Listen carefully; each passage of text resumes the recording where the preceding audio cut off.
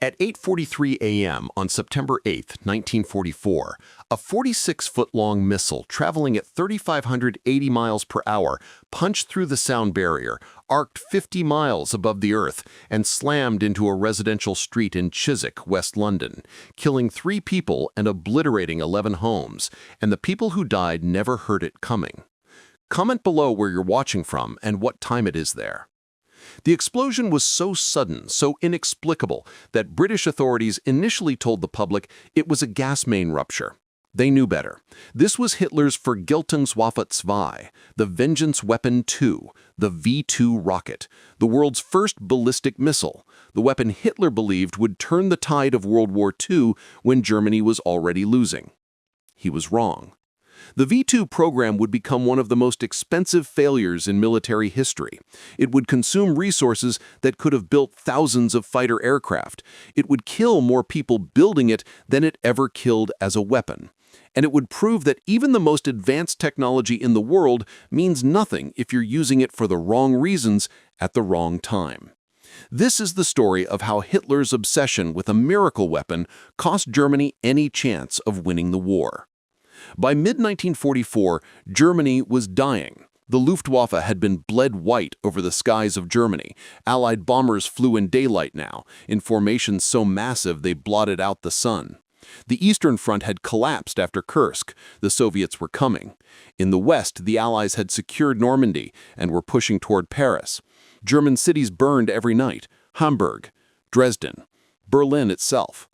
Hitler needed a miracle, not a tactical victory, not a strategic breakthrough, an actual miracle, something that would shock the Allies into surrender, something that would prove German technological superiority, something that would justify his rhetoric about the Reich's inevitable victory. He found it in a rocket.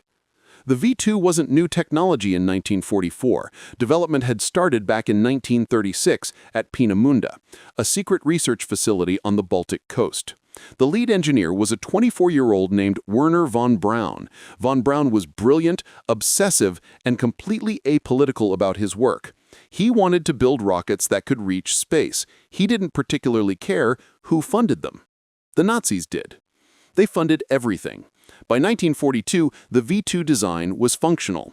A single-stage, liquid-fuel rocket, 46 feet tall, 12 feet wide at the base. Fueled by ethanol and liquid oxygen, powered by a motor producing 56,000 pounds of thrust. Maximum range, 200 miles. Warhead, 2,200 pounds of amytal explosive. Guidance system, primitive gyroscopes, and a simple timer that cut the engines at a pre-calculated moment.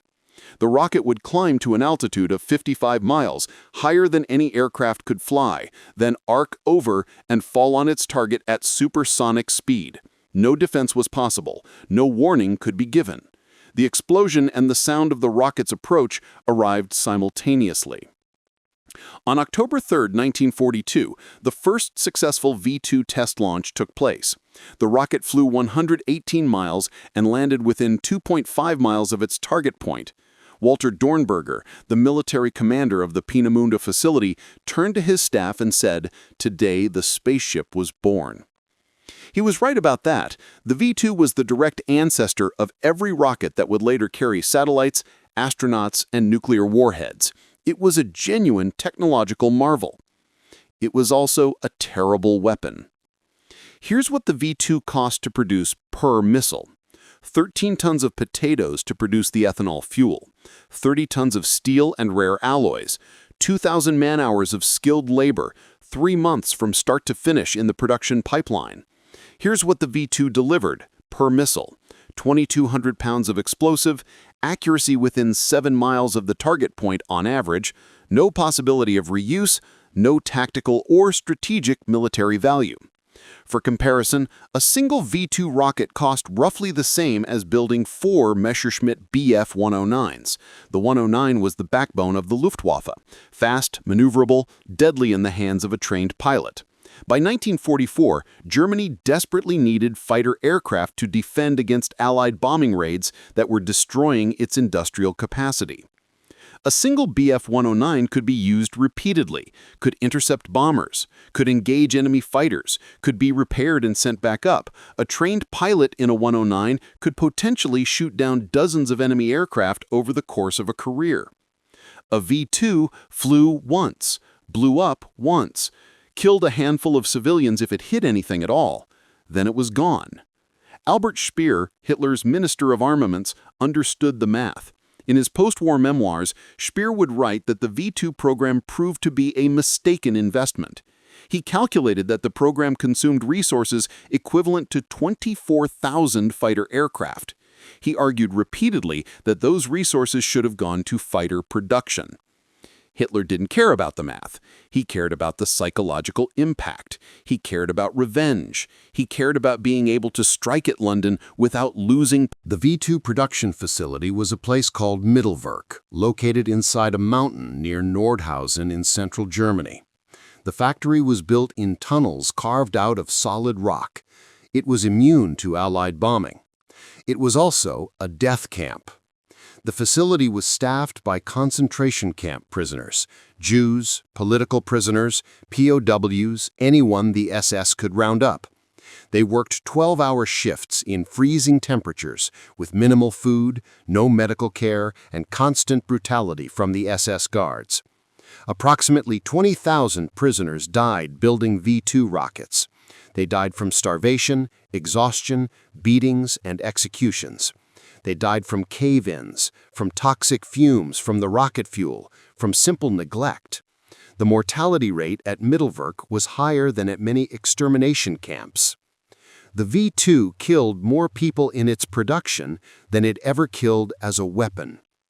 Between September 1944 and March 1945, Germany launched approximately 3,000 V-2 rockets. About 1,400 hit London. About 1,700 hit Antwerp and other targets in Belgium. The rockets killed approximately 9,000 people total, mostly civilians, mostly in residential areas. The math is horrifying. 20,000 dead to build a weapon that killed 9,000. It's the exact opposite of military effectiveness. It's not even revenge, it's just waste. But Hitler didn't care about efficiency, he cared about terror. He believed that the V-2 would break British morale, that Londoners would panic at the unstoppable rocket falling from the sky, that Churchill would sue for peace rather than watch his capital burn. He was wrong about that too. The first V-2 hit London on September 8, 1944. The British government immediately issued a press blackout. No newspapers mentioned the attack. No radio broadcasts acknowledged it. The official story was gas main explosions. This wasn't censorship for morale purposes. It was operational security. The British had captured German intelligence networks in Britain. They had broken German codes. They knew the V-2 was coming. They also knew something the Germans didn't. The V-2's guidance system was so primitive that German rocket commanders had no idea where their missiles were actually landing. The V-2 used a simple radio beam system for course corrections during the boost phase. British intelligence fed false information back to Germany through captured German agents. They reported that the V-2s were overshooting London, landing in the northern suburbs and countryside. This was a lie. The rockets were actually falling short, hitting the southern suburbs below central London. British deception saved thousands of lives. But the real reason Londoners didn't panic was simpler. They were already used to being bombed. By September 1944, London had endured 4 years of air raids. The Blitz of 1940-41, the Baby Blitz of 1944, thousands of V-1 flying bombs that summer. Londoners had developed a grim resilience. They took shelter, they dug out survivors, they buried their dead, they went back to work. A rocket that gave no warning was terrifying, yes, but it wasn't fundamentally different from a V-1 buzz bomb or a conventional bomber. It was just another way to die. And Londoners had long since accepted that death was a possibility they lived with every day. Hitler had misunderstood his enemy completely. He thought terror would break them. He didn't realize that terror was exactly what had made them harder to break. While Hitler poured resources into the V2, the Luftwaffe was being destroyed. In 1944, Germany produced approximately 40,000 aircraft. That sounds impressive until you realize the Allies produced over 160,000. And most of those German aircraft never made it into combat because there wasn't enough fuel to fly them, or enough trained pilots to fly them, or enough parts to maintain them. The strategic situation demanded fighters to intercept American B-17s and B-24s that were destroying German oil refineries, factories, and transportation networks. Fighters to protect German cities. Fighters to protect the Wehrmacht from Allied ground attack aircraft that were shredding German armor and infantry in France. Instead, resources went to the V2. Each rocket required rare alloys that could have reinforced aircraft engines, ethanol that could have been used as fuel additive for fighters, steel that could have been used for tank production, skilled labor that could have been building conventional weapons, transport capacity that could have been moving troops and supplies to the front. The 3,000 V2s launched between September 1944 and March 1945 cost approximately 500 million Reichsmarks. For context, that was roughly half the total cost of Germany's entire tank production in 1944. It was enough to build 24,000 fighter aircraft, or 6,000 Panther tanks, or equip 50 infantry divisions. And what did Germany get for that investment? 9,000 enemy casualties, most of them civilians. No military installations destroyed. No strategic objectives achieved. No change in the war's trajectory. It was the most expensive fireworks display in history. Hitler's obsession with the V2 wasn't unique. It was part of a broader pattern that plagued German military planning throughout the war, the belief in Wunderwaffen, wonder weapons. The Nazis loved the idea of superweapons, giant tanks, jet fighters, long-range bombers, guided missiles, anything that represented technological superiority, anything that could deliver a knockout blow. Anything that could compensate for Germany's shrinking manpower and industrial base. Some of these programs produced genuinely advanced technology. The Me-262 jet fighter was faster than anything the Allies had. The Type 21 U-boat was revolutionary. German rocketry was a decade ahead of everyone else. But none of it mattered because Germany was losing the war in 1944, not because it lacked advanced technology. It was losing because it was outnumbered, outproduced, fighting on multiple fronts, running out of fuel, running out of trained personnel, and being strangled by Allied air superiority. What Germany needed in 1944 was not wonder weapons. It needed more conventional fighters to defend its airspace, more fuel to operate its existing military, more trucks to move supplies, more anti-aircraft guns to protect its cities, more basic infantry weapons to equip its troops. The V2 provided none of these things. It was a prestige project, a propaganda tool, a way for Hitler to believe he was still winning when he was clearly losing. And here's the darkest part. Hitler knew the V2 wouldn't win the war. In private conversations recorded by his secretary, Hitler admitted that the V2 was primarily about revenge. It was about making the British suffer because Germany was suffering. It was about hitting back, even if hitting back accomplished nothing strategically. It was spite dressed up as military planning. Wernher von Braun understood what the V2 really was. He'd wanted to build rockets for space exploration, not terror bombing. But he took Nazi money. He joined the SS. He toured middle work and saw the slave labor conditions. And he kept working. After the war, von Braun would claim he'd had no choice. that he had to cooperate or risk being killed himself, that he was just an engineer following orders. These claims were partially true and mostly self-serving. Von Braun had options. He could have sabotaged the program, could have worked slower, could have provided faulty designs, could have refused to cooperate with the SS. He didn't. He built the best rockets he could, and when the war ended, he surrendered to the Americans along with most of his engineering team. The U.S. gave him immunity from prosecution under Operation Paperclip. By 1960, von Braun was running NASA's rocket program. By 1969, his Saturn V rocket put humans on the moon. The V-2's legacy is complicated. It killed thousands as a weapon and killed thousands more in its construction. It represented the worst of Nazi cruelty and waste, but the technology itself was revolutionary. Every rocket that flies today, every satellite launch, every space station mission, every ICBM in every nuclear arsenal descends directly from the V-2's design. The question that haunts the V-2's history is this: would von Braun have been able to develop rocket technology without Nazi funding? Would someone else have figured it out eventually? And if the answer is yes, then what was the point of all those deaths? There's no good answer.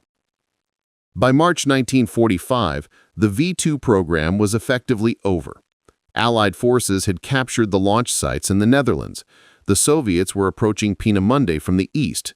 The production facility at Middelwerk was about to be overrun.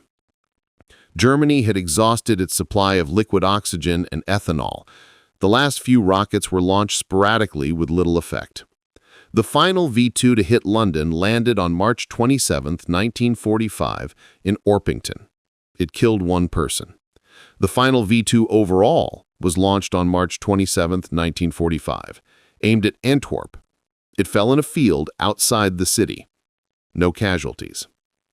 Hitler committed suicide 5 weeks later. The V-2 program had consumed approximately 50% more resources than the Manhattan Project, the American effort to build the atomic bomb. The Manhattan Project produced a weapon that ended the war in the Pacific. The V-2 produced nothing except corpses and rubble. Albert Speer would later calculate that if Germany had devoted the V-2's resources to conventional weapons production, the war might have lasted 6 months longer. Not because Germany could have won, that was impossible by 1944, but because it could have fielded enough fighters and anti-aircraft guns to make the Allied bombing campaign more costly and the invasion of Germany more difficult. 6 more months of war, hundreds of thousands more casualties on all sides, cities that survived being destroyed, the Holocaust continuing longer. In a perverse way, Hitler's obsession with the V-2 may have shortened the war.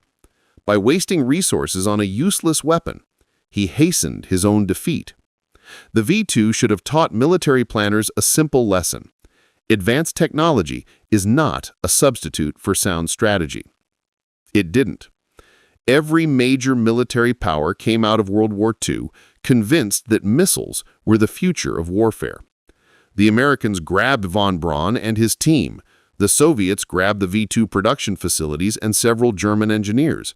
Both sides began building ballistic missiles. By 1960, both superpowers had ICBMs capable of delivering nuclear warheads across continents. The nuclear-tipped descendant of the V-2 became the most strategically significant weapon system in history. But that's because putting a nuclear warhead on a ballistic missile changes everything. A conventional explosive warhead on a rocket is wasteful and inaccurate. A thermonuclear warhead on a rocket is civilization-ending. The V-2's failure as a conventional weapon was ignored. Its potential as a nuclear delivery system was embraced. And the arms race that followed consumed trillions of dollars and brought humanity to the brink of extinction several times. Hitler's obsession with revenge through technology had been transformed into a permanent feature of modern warfare. The V-2 had failed, but its children succeeded beyond anyone's worst nightmares. On that morning of September 8, 1944, When the first V-2 slammed into Chiswick, 3 people died. Mrs. Ada Harrison, 63 years old, Mr. Jack Marsh, 34 years old, Sapper Bernard Browning, 31 years old, home on leave. They never heard it coming. The rocket traveled faster than sound. The explosion and the sonic boom arrived together. One moment they existed. The next moment they didn't. For Hitler, this was the point. The terror, the unstoppable nature of it, the demonstration of German superiority, the revenge for British bombers burning German cities. But here's what Hitler never understood. Terror is not the same as victory. Killing civilians is not the same as destroying military capability. Revenge is not the same as strategy. And the most advanced weapon in the world means nothing if you're using it for the wrong reasons when you've already lost. The V-2 was a masterpiece of engineering. It was also a monument to waste, cruelty, and delusional thinking. It represented everything wrong with Nazi Germany's approach to the war. The prioritization of prestige over practicality, the belief in miracle solutions, the willingness to sacrifice thousands of lives for symbolic gestures, and the fundamental inability to accept that the war was lost. 20,000 people died building the V-2. 9,000 people died from V-2 attacks.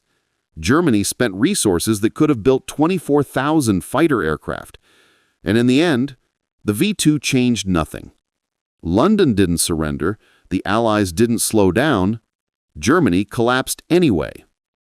Hitler's obsession with the V-2 didn't just fail, it accelerated his defeat. It diverted resources from weapons that might have actually helped Germany defend itself. It killed more Germans and slave laborers than it killed enemies, and it demonstrated, conclusively, that even the most advanced technology cannot save you from the consequences of your own strategic failures.